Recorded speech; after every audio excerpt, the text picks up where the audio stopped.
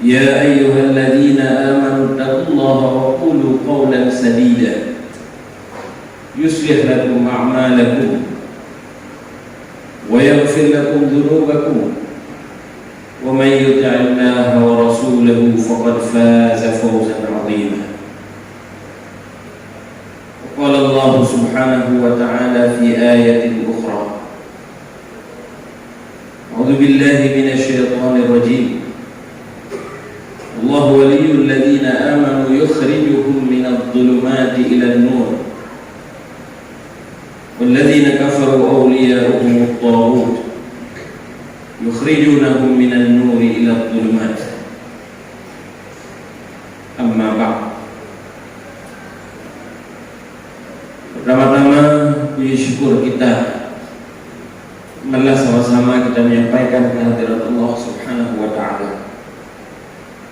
Allah yang telah memberikan kesehatan, umur panjang kepada kita sekalian, sehingga kita dapat hadir memenuhi panggilan Allah Subhanahu wa Ta'ala untuk sama-sama kita melaksanakan ibadah salat Jumat. Salawat dan salam kita sampaikan kepada Nabi kita Rasulullah Muhammad sallallahu alaihi wasallam. Beliau yang telah membimbing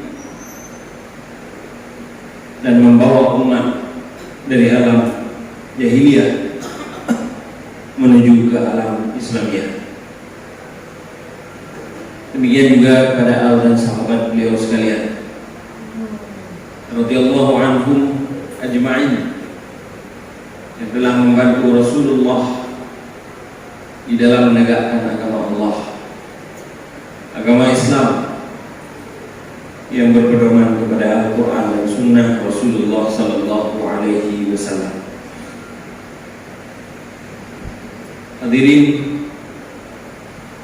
jemaah Jumat yang dirahmati oleh Allah Subhanahu Wa Taala. Di dalam ayat Allah menyebutkan surat Al-Baqarah ayat 257, Allah waliyul ladzina amanu yukhrijuhum minan nuri ila dhulumat. Allah itu adalah wali bagi orang-orang yang mukmin, yang membantu orang-orang mukmin, yukhrijuhum minadh dhulumati ila nur, mengeluarkan seseorang mukmin itu daripada kegelapan menuju kepada cahaya yang terang benderang. Pada hadis Rasulullah sallallahu alaihi wasallam yang diriwayatkan dari Abu Malik Al-Asy'ari radhiyallahu anhu, Rasulullah sallallahu alaihi wasallam menyampaikan, at-tahuru syatrul iman, walhamdulillah tamla'ul mizan, wa subhanallah walhamdulillah tamla'an, wa tamla'u ma bainas samawati wal ardh, wassalatu nur. Rasulullah menyampaikan, sucian itu adalah sebahagian daripada keimanan. Kalimat alhamdulillah, puji syukur yang kita ucapkan kepada Allah bisa memenuhi timbangan. Subhanallah walhamdulillah, zikir yang kita ucapkan bisa memenuhi antara langit dan bumi. Itu besaran pahala yang Allah sebutkan melalui hadis Rasulullah sallallahu alaihi wasallam. Kemudian Rasulullah menyebutkan as-salatu nur, salat itu adalah cahaya. Kaitannya dengan ayat yang kita bacakan tadi, di sini juga Allah sebutkan salat itu adalah cahaya. Jadi Allah menyebutkan Allah waliyul ladzina amanu yukhrijuhum minan nuri ila minadh dhulumati ila nur. Allah itu yang membantu orang-orang mukmin mengeluarkan mereka daripada kegelapan menuju kepada cahaya. Pembahasan kita jemaah yang dirahmati oleh Allah Subhanahu wa Ta'ala pada hari yang berbahagia ini adalah cahaya yang Allah berikan, yang kita sebutkan dengan nama nur. menyebutkan nama anaknya dengan Nur, walaupun suku kata yang kedua berbeda-beda. Tapi diawali dengan Nur, artinya cahaya. Apa sebenarnya yang dimaksudkan dengan cahaya di dalam Islam itu? Apa fadilah dan kegunaan pada saat kita mendapatkan cahaya itu? Jemaah yang dirahmati oleh Allah Subhanahu wa Ta'ala, di dalam kehidupan dunia, udip dunia, semua kita butuh kepada cahaya. Pagi, siang, malam, setiap waktu, di semua tempat, di semua keadaan kita butuh kepada cahaya. Siang hari kalau seandainya tidak ada cahaya, bahasa orang awal disebutkan dengan seput-seput, gerhana matahari, hana disapu, meraba-raba kita. Kita tidak bisa berbuat apa-apa, kita tidak tahu mau berjalan ke mana.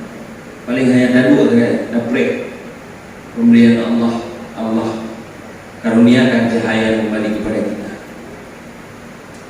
Malam hari juga seperti itu. Ketika memang bulan gelap gulita, tidak dalam kondisi bulan purnama, cahaya lampu penerang tidak ada, kelam, tajak jalan juga kita meraba-raba. Paling kalau bisa pun kita jalan, kita akan berjalan dalam keadaan yang sangat gelap. Kenapa? Karena tidak ada cahaya. Kita berkendaraan, lebih-lebih lagi. Pada saat tidak punya cahaya, kita tidak akan bisa berjalan. Malah kita akan menghadapi sebuah kecelakaan. Ya malam lampu, Honda ataupun motor ataupun kaitannya sendiri. Kita juga butuh cahaya sebagai penunjuk jalan. Di rumah sendiri jemaah yang dirahmati oleh Allah Subhanahu wa Ta'ala, yang bertahun-tahun kita sudah tinggal di situ, semua arah kamar, arah tempat, arah tangga, pintu dan sebagainya kita tahu. Tapi menyahana cahaya kelam gelap gulita, kita yang meraba-raba. Itu dalam hal kehidupan dunia kita. Maka apakah lagi dalam hal kehidupan akhirat kita yang kita belum pernah di sana? Belum pernah gede untuk gede. Belum pernah gede untuk akhirat tersebut. Belum pernah gede menjalani kehidupan di akhirat. Sungguh lebih penting lagi. Maka jemaah yang dirahmati oleh Allah Subhanahu wa Ta'ala, cahaya itu adalah penerang jalan.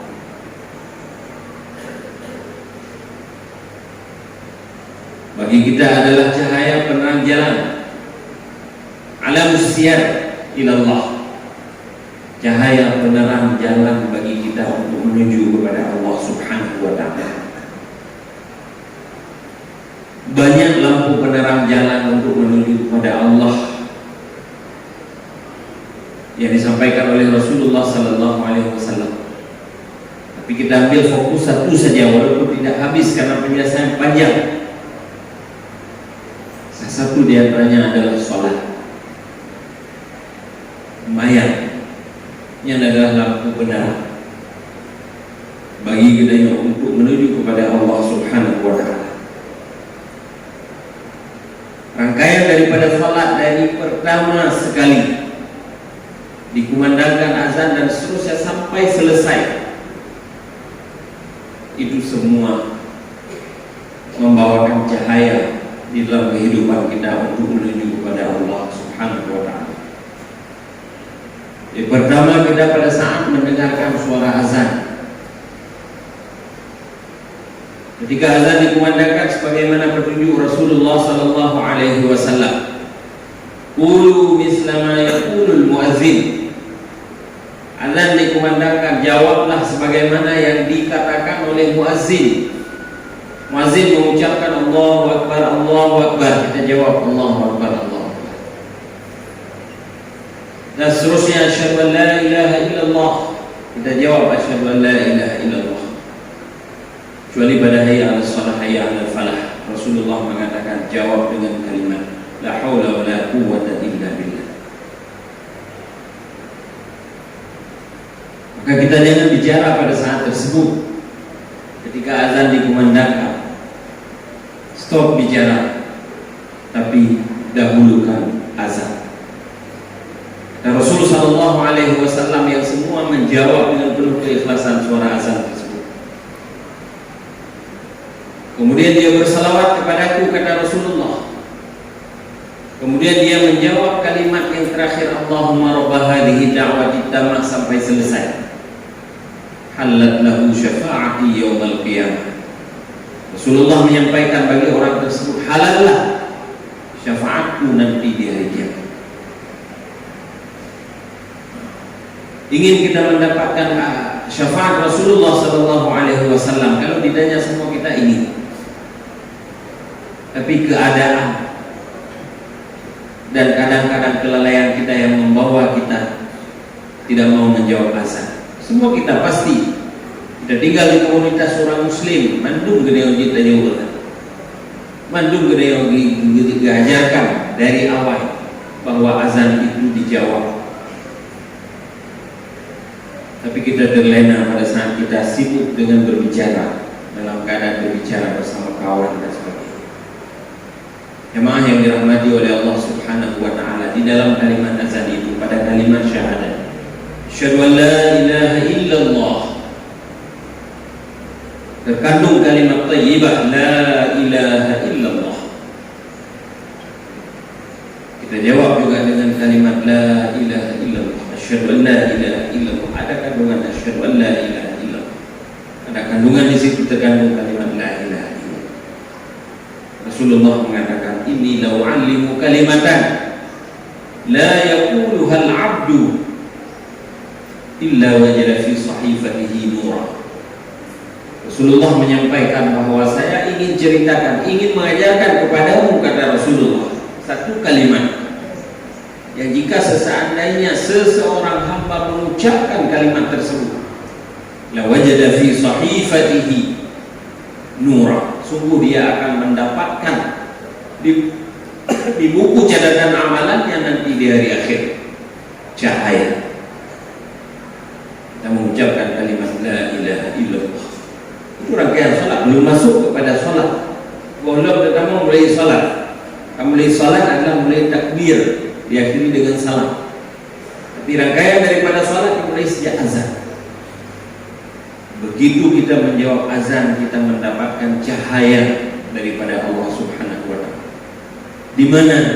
Di buku catatan amalan yang Allah akan berikan nanti kepada pribadi kita masing-masing di akhirat. Bagi buku catatan amalan tersebut, buku catatan amalan tersebut bercahaya. Kenapa bercahaya? Karena banyak diisi dengan kalimat-kalimat la ilaha illallah. Hadirin jemaah Jumat yang dirahmati oleh Allah Subhanahu wa Ta'ala, jangan segan-segan, jangan lalai.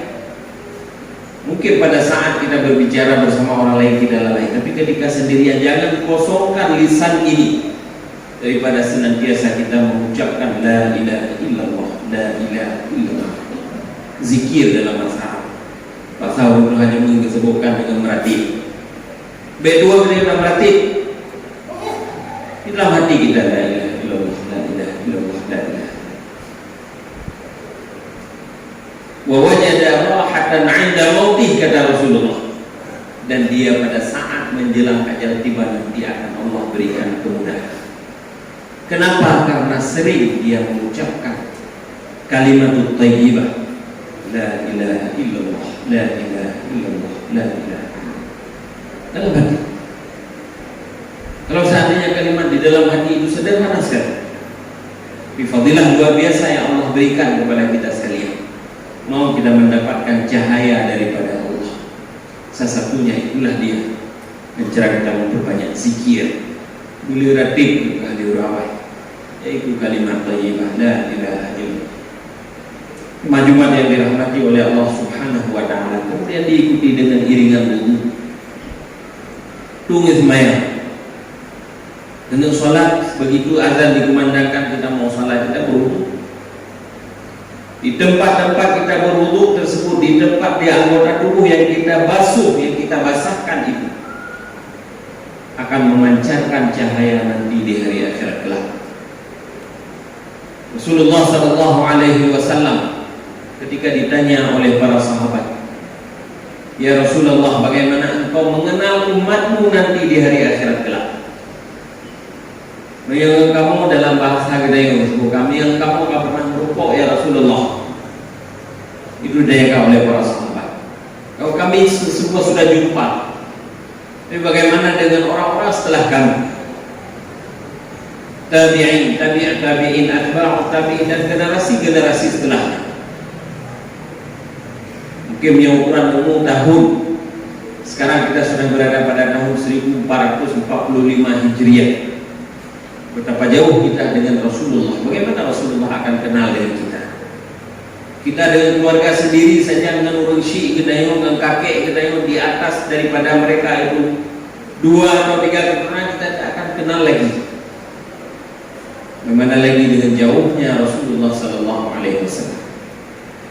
Rasulullah menjawab kepada para sahabat, "Inna ummati yud'auna fi yaumil qiyamah, yaumal qiyamati ghurran muhajjalin."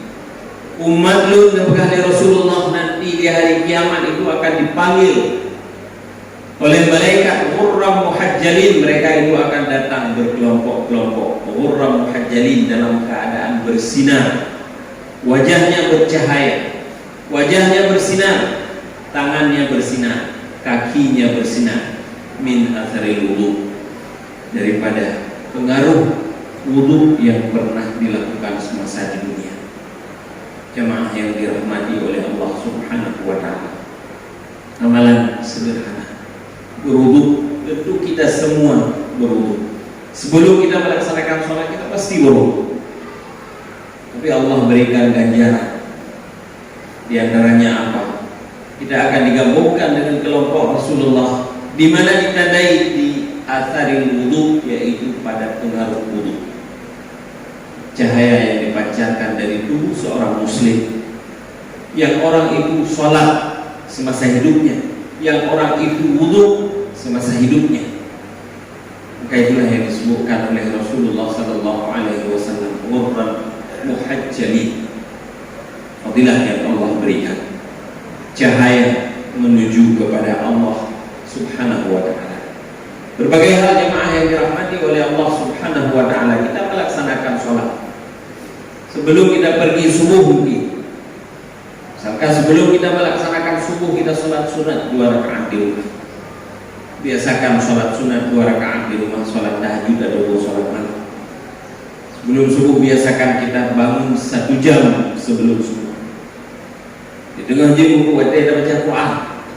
Kan masih ngobrol dan pergi baca Quran, hampir mengelik, sibuk kita mencari rezeki, sibuk mencari nafkah. Setengah jam itulah sebelum subuh, sebelum kita berangkat ke masjid. Setengah jam lagi pergunakan waktu itu untuk salat malam.